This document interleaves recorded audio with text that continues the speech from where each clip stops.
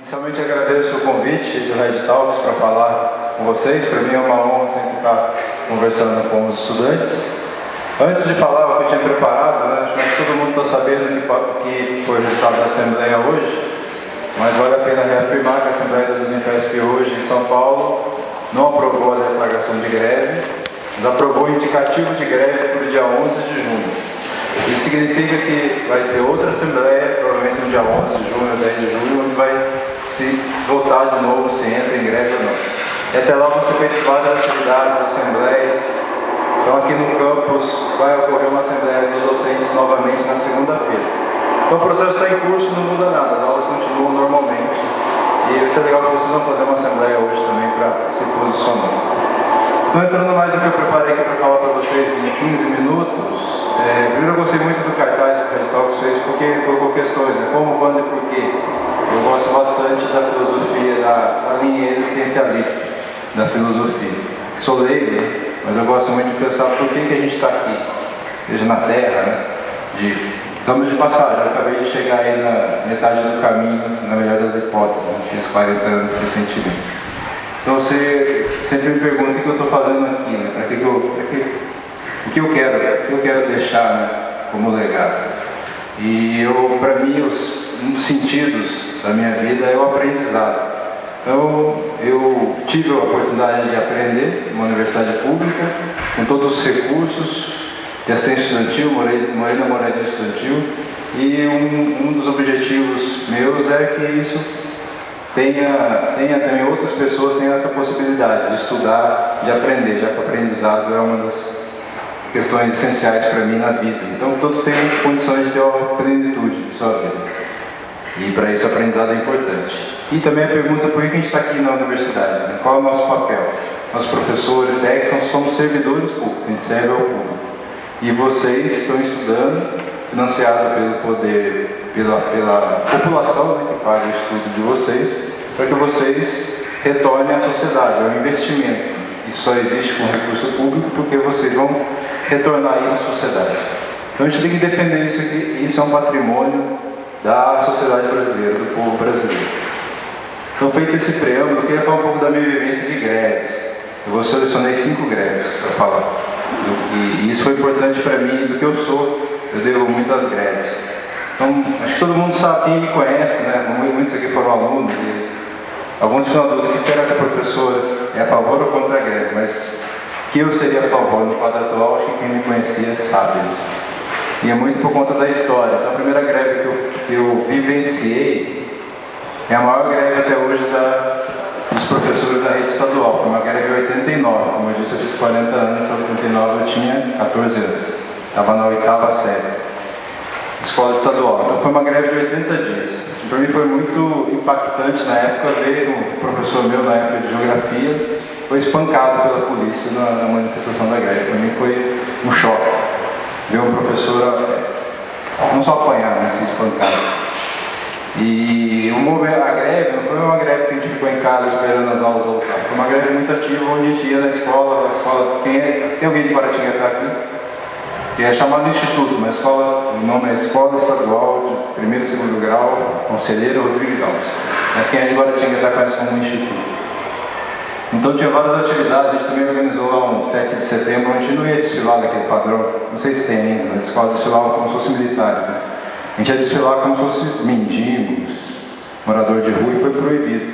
Então tudo isso para mim foi um aprendizado de que o mundo não era cor-de-rosa. Né? Então essa foi a primeira greve que eu gostaria de relatar, foi uma greve vitoriosa. Os professores tiveram na época entre 51% e 120% de aumento. Foi o maior salto salarial dos professores na história. Foi a maior greve da história. Então, maior conquista, maior greve. Depois, a segunda greve que eu gostaria de falar já é quanto estudante. Já era em 1996, eu tinha 21 anos. Foi uma greve quando eu estudava na Unicamp. E houve uma proposta de um deputado, que é deputado até hoje, chamado Vaz de Lima, do PSDB. O que eu vou falar aqui não é partidário, eu vou falar a verdade. Então, ele propunha cobrança de mensalidade na USP, na Unesp e na Unicamp, em 96. Então isso houve uma grande greve nas estaduais e conseguiu a retirada do projeto. Então foi aí que eu comecei a participar, eu estava no 3º ano na faculdade e comecei a participar do movimento estudantil porque eu vi resultado, né? Você vê que a greve e a mobilização, principalmente estudantil, foi uma greve das 3 categorias, deu um resultado, conseguiu manter a gratuidade nas universidades. Na mesma época, houve um projeto no Senado, o senador Edson Lobão, que é senador até hoje.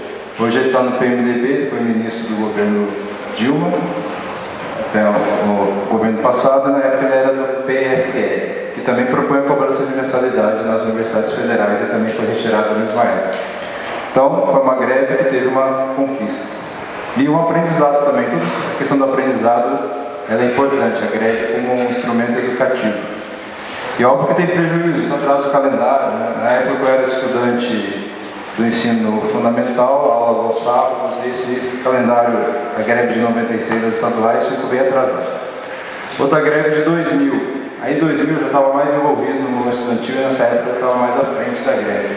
Então foi uma greve grande também das estaduais paulistas, USP, eu estava no Unicamp, né? USP, Unesp e Unicamp, aí eu já estava no 2000, já estava terminando o mestrado e começando o doutorado.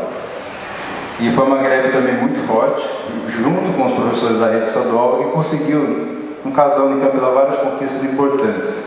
Por exemplo, na época, os alunos que não tinham recurso para se manter, tinham que trabalhar, chamada Bolsa Trabalho. Se algum professor estudou na Unicamp na época, deve conhecer. E a gente se perguntava por que quem não tem condições tem que trabalhar, e isso já sai em desvantagem, geralmente vem com uma formação defasada, tem que trabalhar para conseguir estudar, sendo que o colega que não precisa, né, não precisa trabalhar. A gente queria o que acontece hoje na Unifesp, né, que o estudante recebesse um auxílio para estudar, para ele se manter, não precisava trabalhar. Geralmente trabalho braçal, um bandejão, servindo, e os restaurantes lá são gigantes, então ficar servindo arroz, feijão, para estudar. Então isso foi uma conquista daquela greve. Alguns meses depois da greve, isso foi revertido e hoje os estudantes da Unicamp, assim como da Unifesp, não precisam trabalhar. Isso não está presente em todas as universidades, infelizmente. Muitos locais ainda, o estudante que não tem condições de se manter precisa trabalhar para receber auxílio. Infelizmente na Unifesp isso não ocorre. Então essa foi a greve de 2000, estou falando de 3ª greve, né? Greve também com conquistas e formação. Na greve você tem tem os instrumentos da greve, comando de greve, você se reúne todo dia e discute, você vai aprendendo bastante. Muita coisa que você não aprende dentro da sala de aula. A 4ª greve que eu gostaria de colocar já é da Unifesp e foi feita pelos estudantes aqui do ICT, em 2011. Quem estava em 2011 aqui na época da greve? Então foi uma greve muito forte, todos os estudantes espontâneos, outros professores, a maioria principalmente, não concordou com a greve. E uma greve interessante que os estudantes pediam mais tempo, mais discussão do projeto pedagógico do campus. E naquela época foi proposto o que ocorre hoje, que é chamado entrada única, todo mundo entra pelo BCT, o que eu acho muito bom. Mas na época os estudantes, com razão, queriam discutir mais isso e conquistaram. A decisão da congregação foi revertida, adiou por um ano a decisão e houve uma discussão, talvez pudesse ter sido uma discussão maior. Mas foi uma greve já vitoriosa aqui dos estudantes da Unifesp, espontânea. E a última greve, em 2012, eu estava na pró-reitoria, acompanhei de perto, fiz greve como docente, eu continuei dando aula aqui. Aqui muita gente já estava em 2012, né? E houve greve estudantil também em vários campos. Eu vou citar do campus de Guarulhos, está em greve hoje de novo, né? Que é a greve que eu acompanhei enquanto pró-reitor. Então, em Guarulhos a situação era muito precária, ainda é complicada, e a greve deles foi bem vitoriosa. Eles conseguiram transporte gratuito, assim como hoje é longe, né, chegar aqui, é difícil chegar, o transporte público é precário, lá pior. Mas eles conseguiram o compromisso do governo federal de custear um transporte de graça e expresso. Tudo isso funcionou até fevereiro, quando por conta do corte orçamentário foi cortado, e por isso que eles estão em greve até hoje, para reconquistar aquilo que eles conquistaram. Então, um exemplo aí de greve estudantil com sucesso. A greve docente de 2012, muita gente fala que foi fracassada. Eu não concordo, porque o plano de carreira proposto na época era terrível. Vários professores aqui entraram depois desse plano de carreira novo, ele era muito pior. Todo mundo entrava na categoria de auxiliar, mesmo que tivesse doutorado.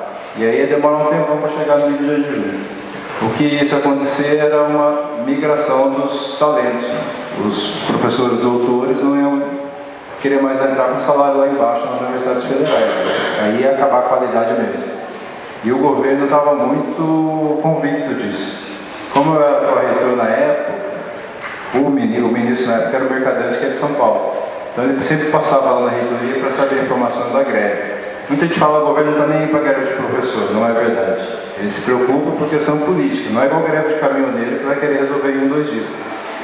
Mas ele se preocupa, eu falo do testemunho porque quando o Mercadante não passava lá para perguntar como é que estava a greve, ele ligava e queria saber os detalhes, queria acompanhar o que estava acontecendo. E a Unifesp, a Universidade Federal, está no estado, digamos, que tem mais repercussão no Brasil, né, que é São Paulo. Então a greve da Unifesp tem muito impacto. Então eu diria que é importante, ele tem uma relevância grande. Em 2012 eu dou testemunho, essa é a última greve que eu gostaria de falar, do meu testemunho enquanto pró-reitor e professor. Então foi uma greve que teve resultado. Então eu falei aqui de 5 greves que eu vivenciei, que eu aprendi muito, e 5 greves que tiveram resultados positivos. Então eu vejo que se não houver mobilização, infelizmente a gente não pode esperar a boa vontade dos governantes, sejam eles de que partidos forem. Muita coisa foi conquistada. Eu não falei das greves das federais antes porque eu estudei na estadual. Mas houve várias greves nas universidades federais, e se ela existe hoje, da forma que a gente vivencia aqui, é por conta de muitas greves. Porque senão ela poderia já... Houve uma época onde, como eu disse, a proposta de cobrança de mensalidade, a proposta realmente era acabar com o caráter público das universidades federais. Isso não acabou por conta de muita mobilização da comunidade, dos estudantes, dos professores e dos técnicos. Então, greve é um instrumento legítimo, é óbvio que não é bom entrar de greve, tem seus impactos, mas a gente tem que avaliar as condições objetivas, as condições dadas, se é motivo de entrar em greve ou não. E para finalizar essa apresentação, do que eu penso sobre a greve, eu vou falar sobre a greve atual. No momento atual, para a reitora teve aqui, ela está há 30 anos na Unifesp. Ela considera a situação atual pior ou uma situação análoga quando ela entrou na Unifesp. Então, quem está mais tempo, a reitora também falou isso, que ela viu uma situação dessa, a reitora já está há muito tempo na Unifesp, apenas uma vez. Então, é uma crise muito séria que a gente está passando. O meu medo não é apenas esse ano, é que se a comunidade universitária não se manifestar no Brasil todo, o governo vai achar que foi assimilado. Eles chiaram um pouquinho, mas aceitaram. Então vamos manter isso como padrão. E porque o que está acontecendo esse ano não é só uma questão desse ano. O ano que vem está colocado também que vai ter um ajuste fiscal e isso pode se perpetuar. Se a gente olhar os gráficos, eu não quis fazer a apresentação aqui hoje para ficar uma coisa mais fluida. Se a gente vê os gráficos do financiamento do FIES, ele é ascendente e das universidades federais descendente. Isso no governo Dilma passado. Então houve uma mudança. Por algum motivo, eles passaram a investir mais no FIES, no ProUni, do que nas universidades federais. Provavelmente, é a minha visão pessoal, deduindo como cidadão, não como diretor, que eles fizeram um cálculo eleitoral e isso dá mais voto. Então isso é bem claro, eu acredito muito que eles têm essa intenção de investir mais, pagar a bolsa para os estudantes da universidade privada do que investir na universidade federal. A gente sabe que se pegar esses rankings de universidade, qualquer parâmetro que você vê de universidade, não dá para comparar o conjunto das particulares com o conjunto das públicas. A qualidade da pesquisa, da formação dos quadros, vocês não vão ser bons profissionais da empresa, vocês vão ser quadros, são quadros do país. Vocês vão ser dirigentes aonde vocês forem. Então, nesse quadro de ameaça à universidade e à educação, eu acho que se justifica a greve, por mais penosa que ela seja, por mais que vocês, estudantes, são os mais prejudicados. Os professores também são prejudicados porque altera tudo. Não é férias, greve, a gente tem que estar aqui, tem que fazer mobilização, tem que ir para a praça, tem que fazer assembleia. E depois as férias ficam prejudicadas, a gente tem filho, férias escolares não vai bater mais, é um prejuízo geral, mas os alunos são os mais prejudicados. Mas talvez seja melhor sofrer um prejuízo agora do que um patrimônio público ser dilapidado. Que legado a gente vai querer deixar para as próximas gerações? A gente quer que eles tenham também condições de estudar em universidades federais. Se a gente está aqui hoje é porque muita gente lutou lá atrás. infelizmente, a luta, na minha visão, é necessária. Então era essa a visão que eu gostaria de passar para vocês. Eu estou aberto aí à disposição de perguntas, dúvidas, também podem discordar de mim à vontade. Obrigado.